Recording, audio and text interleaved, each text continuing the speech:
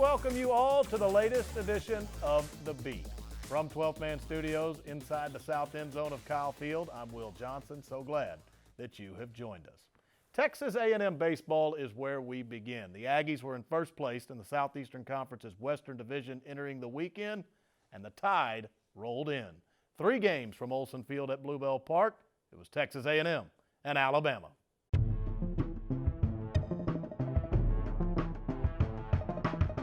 This important set took place with one of the country's great venues as the backdrop, and a total of almost 18,000 came out to the confines for the trio of matchups. Friday, they certainly got their money's worth. Drama was in high order. A&M scored the first 3 runs, all in the first inning. Alabama would get the next 3. So, to extras we go. Bottom of the 10th, Michael Barish on second base, Austin Homan at the plate. Ground ball left field. Michael Barish will turn third and try to win the game. Do they get the magic? Yes, indeed. 4-3 Aggies on Friday night. Celebration ensues. The Ags take the opener. Saturday, swinging right back, the Tide win the second contest to even the series. You can make a case it was Alabama's best offensive day of the year. They beat the Aggies 7-4. So, Sunday would decide it, the finale, a quality baseball game. A&M scores first on J.B. Moss's RBI double in the third. It plates Homan. Bama ties it in the 6th. They finally scratched a run off Kyle Simons, who was solid for 5 innings with his start. He gave the ball to Andrew Vinson, who was excellent. Vinson threw 4 scoreless innings in relief, only allowing 1 hit, even starting a rousing double play that kept Bama from taking the lead. And Vinson took the Aggies into the bottom of the 9th, still tied at 1. With 1 out in that frame and Ryan Burke on second base, Alabama calls on maybe the top closer in the SEC, Thomas Burrows. A&M asks Jonathan Maroney to come up clutch as a pinch hitter. Up the middle. A&M will try to win the game. It kicked away from Georgie Salem. There will be no play at the plate. Aggies take the series 2-1. Same score today, 2-1. Versus the Tide, the Aggies kept rolling. And leaving the series, they had the 3rd best overall record in all of Division I college baseball. Texas A&M, they need a couple of doses of Olsen magic this weekend. On Friday and Sunday, they take it in walk-off fashion. Texas A&M remains atop the Southeastern Conference Western Division. And when we come back, assistant coach Will Bolt is in our studio. Later on, Hunter Milton and Boomer White.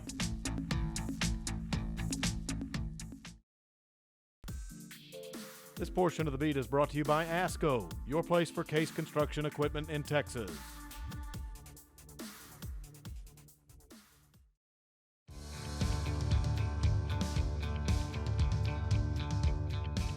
Welcome back to The Beat. You just saw a moment ago that Texas A&M baseball took 2 of 3 from the Alabama Crimson Tide this past weekend, and they look forward to a trip to Arkansas starting on Friday in Fayetteville. We are joined now by our hitting coach, Will Bolt. We're going to talk a little Texas A&M offense. They have been terrific in 2016. And, Coach, let's just get right to it and ask biggest keys to the success offensively, because it seems like it's not just 1 or 2 guys with a high average and a bunch of home runs. Your offense is going at it really 1 through 9 as a whole, isn't it? Yeah, and that's the key, to have a good offensive team is that you don't have any innings where you feel like there's a lull, like, okay, we're at the bottom of the order. Pitcher can kind of catch his breath and take a deep breath and relax a little bit. You look up and down our order, we've got some guys that are getting on base at a high clip. They're driving in runs. They're setting the table for the guys at the top of the order. So it just speaks to the depth of our lineup. And then even really if you look at some guys that have come off the bench in some games and some big spots and gotten hits as well, or gotten on base, drawn a walk, whatever the case may be. So it's just a collective team effort. Certainly we have some guys with the gaudy numbers, but up and down it's been very consistent. Yeah, and like you said, I mean, it is so much a team. But I do think there are some guys that burst out at you, and maybe you referenced it there a little bit with the gaudy numbers, and we're about to talk to two of them a little later on in this show, Boomer White and Hunter Milton. But if we go through a few individuals, I think one that jumps out is your leadoff hitter in J.B. Moss, because his average has really seen a robust improvement from years past. What's big for J.B. in 2016? Yeah, JB's he's been really consistent for us, and just a guy that he's had some really good moments here in his career, but just search for that consistency a little bit, and he's been in some different roles this year. We started him at the bottom of the order. It kind of forced our hand to play in him a little bit more, and then we ended up moving him to the leadoff spot. And man, he's really been just a great spark plug for us, jump starting innings. He seems like to start off the game, he usually has his best at bat. An extra base hit, just hitting the ball hard, and that really it sets the tone for the team offensively when the leadoff guy gets up there and barrels the ball up. And man, he's really been more consistent at using the other side of the field. He's driven in some big runs for us with some 2-strike hits. I think he's got maybe 3 or 4 leadoff home runs. Yeah. So like I said, he just really sets the tone well, and he gets on base. He's a great base runner. He scored a bunch of runs for us, which is obviously what you want in that spot. Is a guy like him with speed and getting on base for some guys to drive him in. He's been key for us. Mm-hmm. And then in that 3-hole, Boomer White. You've coached good hitters before. A&M has had them as well in this program. What makes Boomer just a little bit different than so many other guys? He knows who he is.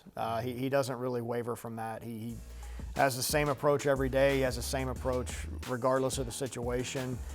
His swing allows him to hit a lot of hard ground balls and line drives, not a lot of fly balls. He's got great play discipline. He's got a short stroke. I could go on and on and on about his attributes as a hitter, but it really culminates into him having the type of year that he's having, and he's had a couple of years of college baseball under his belt. He's surrounded by other really good hitters, which helps. But really more than anything, his unwavering approach to being above the baseball and hitting line drives and not, he could probably hit 10 home runs, honestly, if he wanted to. But the average would just suffer a little bit. But as for what we need him to do and what he knows is his strength, he just sticks to it. He's unwavering with it, and he just really does a great job of using the whole field. And his line drive percentage is as good as I've ever seen. Yeah, and with Hunter Milton, when you watch him come to the plate, you think bigger guy. He's a cleanup man, so you probably think power. It seems he's much more than that, though, with this guy. Yeah, he's really turned himself into a complete hitter. And again, just another guy that's a senior, so he's got a lot of college at-bats, and he's had to make some adjustments here and there. But you said it, just his ability to use the entire field has allowed him to be a better run producer, and then also a better, complete hitter. Not just for home runs, not just for power, but he can take the fastball on the other side of the plate, which we've seen him do that. A couple of triples the other way that he's hit, just some big RBI singles. And then when you do that, you put yourself in position to get a hanging breaking ball and do what he did against Mississippi State, one of the best pitchers in the country. So his RBI totals are pretty impressive. I think he's already surpassed maybe what our leader had the entire year last year for pretty good offense. So to say that he's had a great year would be selling him short. He's been nothing short of spectacular. Mm-hmm. And finally, this goes beyond offense. It's the team as a whole. For yourself, Rob Childress, Justin Seeley, coaching these guys.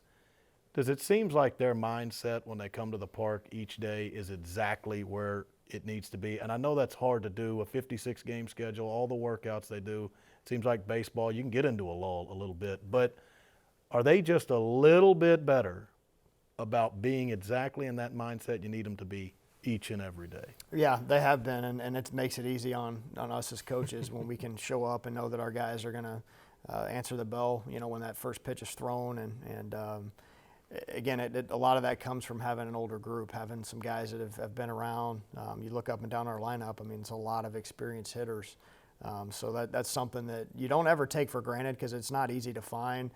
But our guys have been around enough they've been through the battles, in the SEC, and they know if they don't show up, then we're gonna have a hard time winning. So, and they like winning, so it makes it fun for the coaches. Yeah, those victories help a lot Right. of things, no doubt. Well, You've got it done against Alabama this past weekend. You're going to Arkansas, another SEC series on the road. Never easy there. All the best to you in Fayetteville. Appreciate it. Thanks, Will. Will Bolt, our hitting coach, right here on the beat. When we return, we have a couple of pretty good offensive players with us, Boomer White and Hunter Milton.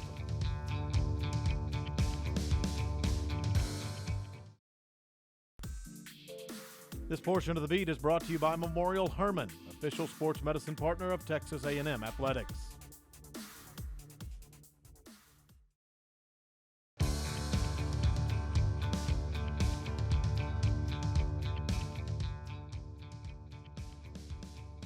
Texas A&M baseball is on top of the Southeastern Conference Western Division, so right here on the beat, we thought it was time to bring in a couple of leaders.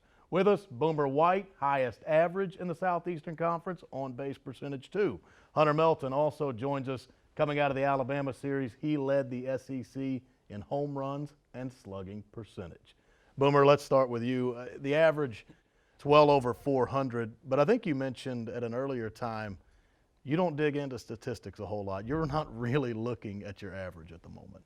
Yeah, it's something that can really, I feel like it can kind of mess with you if you get too caught up in the numbers. I mean, my goal is to hit the ball hard every time and find a way to get on base for our team. And if I get caught up in getting hits or, hitting doubles or anything like that, then I feel like my play is going to suffer. So my goal is to trust my preparation, and if I can get on base and try to score runs, help our offense, then I'm doing my job. Mm-hmm. And Hunter, like I said, you're tied for the lead in home runs in the SEC, but it seems that's not what you're about, because we've seen you go opposite field and up the middle. Is that maybe a more important part of your game than the power and the long ball? Yeah, that's what I tried to work on coming into the fall with Coach Bolt. We tried to talk about good hitters stay opposite side of the field, and the right side of the field is where a lot of RBIs come from, and that's what I try to do for my team. Whenever they get on base, I try to drive the runners in and stay opposite side of the field and just kind of keep a center field approach. So whenever I hit, and if it does show up in, or if they do hang a breaking ball, I can hit it out. It just kind of keeps your contact point to the middle of the field, and it just allows you to get extended on a ball inside. When it comes to RBIs, you have plenty of those too, but you kind of got to give credit to this man, Nick Banks, and J.B. Moss, who hit before you in that aspect, don't you? Having those guys in front of me and them starting and just sparking an inning up, those three guys in front of me are just unbelievable hitters. They come to the yard every single day, they bring it every single day, and they do whatever they can for the team to get on base and for allow me to drive in the runs and drive them in. And as far as being a complete team, Boomer, you have to have more than just hitting, and maybe there was proof of that this past weekend when you guys played Alabama. They had a really good pitching staff. It's not like you guys went and scored 10, 15 runs each game, but you still took the series. That's very key to know that you're capable of that. Yeah, that's something that Coach has been saying, especially through this past weekend, was, great teams find a way to win when you're not playing your best. And we did it with pitching. We kind of did it with defense. We had a rough couple games in the field, but made some big key plays in big situations, especially with the double play we turned to in the inning at home plate with the guy trying to take the lead. It's all facets, especially in this conference. We'll take it, and obviously we have ways to improve. But we just got a series win versus a great Alabama team, so that's definitely something positive we're taking. And Hunter, Boomer kind of alluded to it there. I don't know if it was the Aggies' best defensive weekend, but yeah, some big plays that you guys turned out there. But you were here last year over there at first base all season. Is it a better team defensively this year? I think this year on the field, I think it's a better product we have out there with Boomer coming in this year and playing third. He's been a huge impact on defense, and then Austin Holman, a huge guy from San Jack that's solid on defense, and then of course Burke's gotten a lot better from last year. And I feel like I've gotten a lot better from last year on the dirt. That's just kind of what we've been trying to do from the fall until now, is just take pride in our defense and practice and not let that get away from us, and I think that showed on the field. Mm-hmm. Finally here, Boomer, in first place in the SEC West. So many people want to talk about postseason projections. Is it too early to worry about if this team can grab that national seed or what the regional implications are? Is it really just about going to face the Razorbacks right now. It really is. And as cliche as that sounds, we really have to just focus on the next game. We need to take care of business when we get to Arkansas. And, if we climb in the rankings, then we do. And obviously, our goal is to be SEC champs. And if we do that, we believe that the national seed will take care of itself if we're deserving. But our goal is to win the next game and keep that mindset where it's just one game at a time. And if we can just keep our head on that train right there, then we think by the end of the season everything will take care of itself. All right, fellas, thanks so much for the time. All the best the rest of the way. Thank you. Boomer White, Hunter Milton, Texas A&M baseball in first place in the SEC West.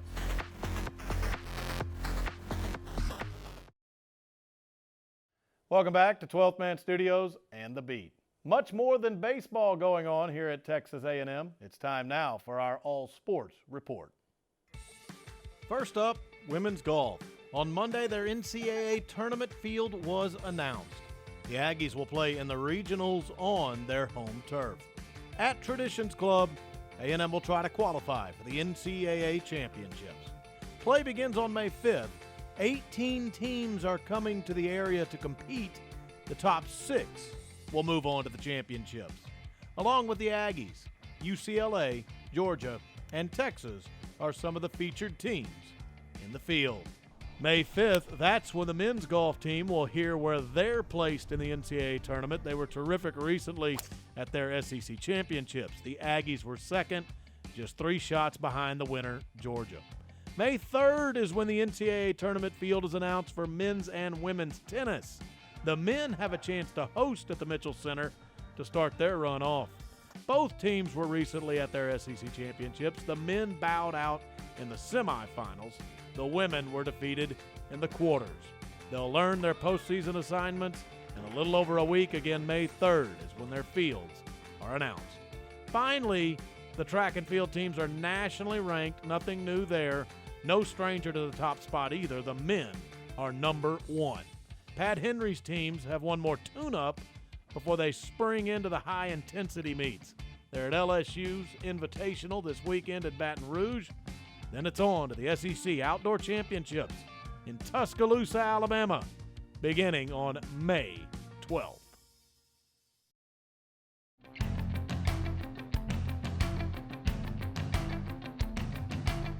Almost time to say goodbye on this edition of The Beat, but before we go, we want to remind you that Texas A&M softball hosts number 1 Florida right here in College Station this weekend.